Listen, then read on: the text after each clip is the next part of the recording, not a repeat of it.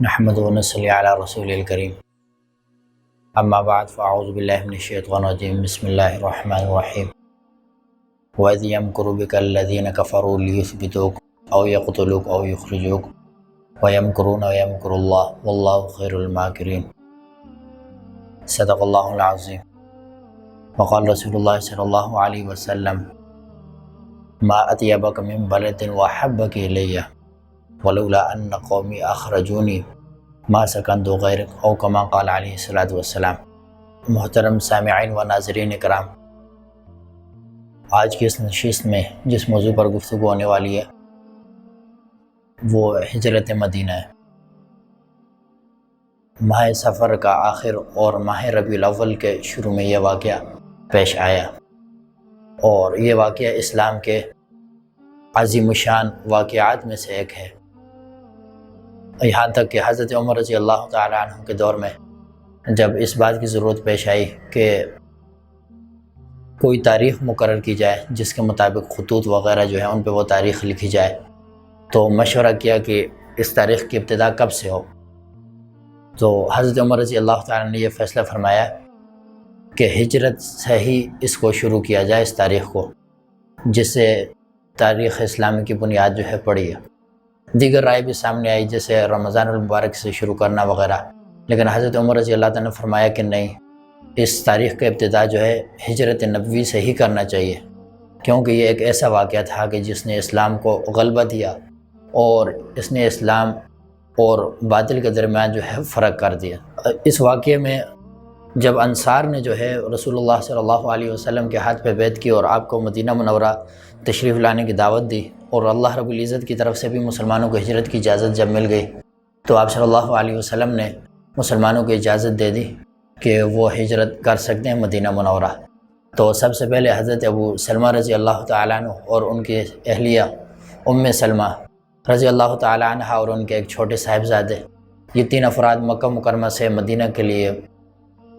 روانہ ہونے کے لیے نکلے۔ تو ابھی مکہ ہی میں تھے کہ حضرت ابو سلمہ رضی اللہ تعالیٰ کے خاندان والے آئے اور انہوں نے کہا کہ اگر آپ جانا چاہتے ہو تو جاؤ، لیکن آپ کا یہ جو بچہ ہے اس کو ہم نہیں جانے دیں گے کیونکہ یہ ہمارا ہے۔ اور جب حضرت ام سلمہ رضی اللہ تعالیٰ کے خاندان والوں نے یہ دیکھا تو انہوں نے حضرت ام سلمہ کو پکڑ لیا کہ ہم ان کو نہیں جانے دیں گے، یہ ہماری بچی، آپ جانا چاہتے ہیں تو جاؤ۔ تو اس طرح یہ 3 افراد جو تھے تینوں میں تفریق ہو گئے۔ حضرت ابو سلمہ رضی اللہ تعالیٰ وہ مدینہ منورہ چلے گئے، حضرت ام سلمہ وہ اپنے میکے کے اندر، اور جو بچے تھے چھوٹے وہ داد حیال کے اندر جو ہے رہ گئے۔ تو اس طرح ان تینوں میں جدائی ہو گئی، اور یہ جدائی اتنی شاق گزری کہ حضرت ام سلمہ رضی اللہ عنہا جو ہے تقریباً 1 سال تک روز مکہ مکرمہ سے باہر نکلتی، مقام ابطح جو ہے وہاں پہ آ کے سارا دن روتی رہتی ہیں، پریشان رہتی ہیں، اور 1 سال بعد جا کے جو ہے پھر ان کے خاندان والوں کو ان پہ ترس آیا اور پھر ان کو جانے کی اجازت ملی۔ اس طرح ان کے بچہ بھی ان کو مل گیا، اور 1 سال بعد جو ہے وہ مدینہ منورہ ہجرت کے لیے روانہ ہوئی۔ تو یہ تھا ہجرت کا بالکل ابتدائی واقعہ۔ خود رسول اللہ صلی اللہ علیہ وسلم نے ہجرت جو ہے 27 صفر المظفر کو جو ہے آپ صلی اللہ علیہ وسلم نے ہجرت فرمائی، اور اس کی وجہ یہ بنی تھی کہ قریش جو تھے یہ جمع ہوئے اور انہوں نے مشورہ کیا کہ رسول اللہ صلی اللہ علیہ وسلم جو ہے ان سے نمٹ لیا جائے، مسلمانوں سے نمٹ لیا جائے، ان کا کام تمام کر لیا جائے۔ اور اس وقت جو ان کی میٹنگ ہو رہی تھی دار الندوہ کے اندر، وہاں پہ دروازے پہ ایک بوڑھا شخص کھڑا تھا، ابلیس لعین، اور ایک بوڑھے شخص کی شکل کے اندر آیا ہوا تھا۔ لوگوں نے اس سے پوچھا کہ تو کون ہے؟ تو اس نے کہا کہ میں نجد کا ایک شیخ ہوں۔ اس کو بھی میٹنگ کے اندر شامل کر لیا گیا، اور پھر جب میٹنگ ہوئی تو پہلا مشورہ یہ ہوا کہ آپ صلی اللہ علیہ وسلم کو جو ہے قید کر دیا جائے، لیکن شیطان نے جو ایک بوڑھے کی شکل میں تھا اس نے کہا یہ تجویز درست نہیں ہے، کیونکہ اس طرح مسلمانوں کو جب پتہ چلے گا وہ حملہ کریں گے اور آپ کو چھڑا لیں گے۔ دوسرا مشورہ یہ ہوا کہ رسول اللہ صلی اللہ علیہ وسلم کو مکہ مکرمہ سے نکال دیا جائے۔ تو پھر اس مشورے کو بھی رد کر دیا کہ اس طرح تو یہ مسلمانوں کو غلبہ مل جائے گا، اور آپ صلی اللہ علیہ وسلم جہاں تشریف لے کے جائیں گے وہاں پہ اسلام پھیل جائے گا۔ تو تیسرا مشورہ ابو جہل نے یہ دیا کہ ہر قبیلے کا جو ہے ایک فرد ہو اور سارے اس طرح مل کر رسول اللہ صلی اللہ علیہ وسلم کو شہید کر دیں، اس طرح آپ کے خاندان والے جو ہیں نہ تو قصاص لے سکیں گے اور اس طرح ہمارا مسئلہ بھی حل ہو جائے گا۔ اس مشورے پر اتفاق ہو گیا، تو اللہ رب العزت نے آپ صلی اللہ علیہ وسلم کو اس کی خبر دی، وَإِذْ يَمْكُرُ بِكَ الَّذِينَ كَفَرُوا لِيُثْبِتُوكَ أَوْ يَقْتُلُوكَ أَوْ يُخْرِجُوكَ، کہ یاد کیجئے اس وقت کو جب کفار جو ہے مکر و فریب اور تدبیریں کر رہے تھے کہ آپ کو یا تو قید کر دیا جائے، یا آپ کو جلاوطن کر دیا جائے، یا پھر آپ کو نعوذ باللہ شہید کر لیا جائے۔ وَيَمْكُرُونَ وَيَمْكُرُ اللَّهُ وَاللَّهُ خَيْرُ الْمَاكِرِينَ، وہ بھی خفیہ تدبیریں اور چالیں کر رہے ہیں، لیکن اللہ رب العزت بہترین تدبیر کرنے والا ہے۔ تو آپ صلی اللہ علیہ وسلم کو اس کی اطلاع ملی، اور اللہ رب العزت کی طرف سے حکم ہوا کہ آپ مکہ مکرمہ چھوڑ دیں اور مدینہ منورہ جو ہے تشریف لے جائیں۔ اس طرح آپ صلی اللہ علیہ وسلم نے حضرت علی رضی اللہ تعالیٰ عنہ کو اپنے بستر پر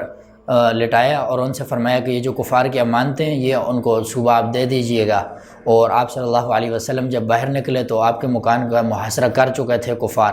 تو آپ صلی اللہ علیہ وسلم یہ آیت مبارکہ وَجَعَلْنَا مِن بَيْنِ أَيْدِيهِمْ سَدًّا وَمِنْ خَلْفِهِمْ سَدًّا فَأَغْشَيْنَاهُمْ فَهُمْ لَا يُبْصِرُونَ، یہ آیت مبارکہ تلاوت فرمائی اور آپ کے ہاتھ میں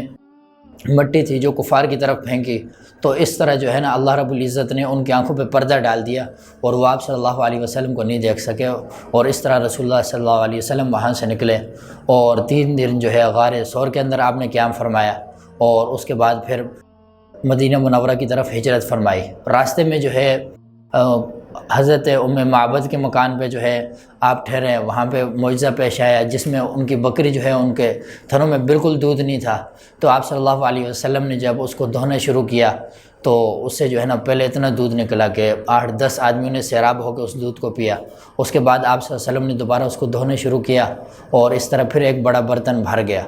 اس کے بعد آپ صلی اللہ علیہ وسلم جو ہے قباء تشریف لے گئے۔ 8 ربیع الاول کو آپ قباء میں پہنچے اور وہاں پہ جو ہے نا مسجد کی بنیاد رکھی، جس کو قرآن مجید کے اندر مسجد تقویٰ کے نام سے یاد کیا جاتا ہے۔ اور اس کے بعد جو ہے آپ صلی اللہ علیہ وسلم مدینہ منورہ تشریف لائے، اور مدینہ منورہ کے اندر آپ صلی اللہ علیہ وسلم کا بھرپور استقبال کیا گیا۔ اور مدینہ منورہ کی جو بچیاں تھے انہوں نے یہ اشعار پڑھے، طلع البدر علینا من ثنیات الوداع وجب الشکر علینا ما دعا للہ داعی، کہ ثنیات الوداع کی جو گھاٹیاں ہیں وہاں سے ہم پر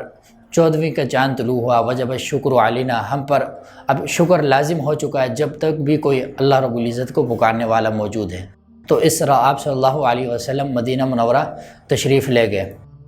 اور یہ جو ہجرت کا واقعہ تھا، جیسے کہ پہلے حضرت عمر رضی اللہ عنہ نے فرمایا، یہ حق و باطل کے درمیان ایک فرق تھا کہ وہ مسلمان کہ جو پہلے خود مظلوم تھے اب مدینہ منورہ پہنچنے کے بعد دوسرے مظلوموں کی دستگیری کر رہے تھے اور ظالموں کے ساتھ مقابلہ کر رہے تھے، کہ وہ مسلمان جو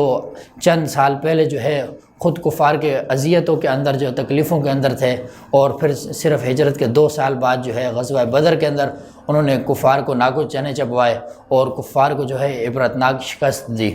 اور یہی جب ہجرت مدینہ جو تھی یہی ایک اسلامی ریاست کی بنیاد بنی، اور اللہ رب العزت نے اس کے بعد جو ہے پھر اسلام کو غلبہ عطا کرنا شروع کیا، اور اسلام جو ہے پوری دنیا کے اندر پھیل گیا۔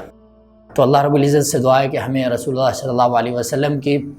اتباع کرنے کی اور ایسے ہی اسلام کے لیے قربانیاں پیش کرنے کی توفیق عطا فرمائے۔ وآخر دعوانا ان الحمد للہ رب العالمین۔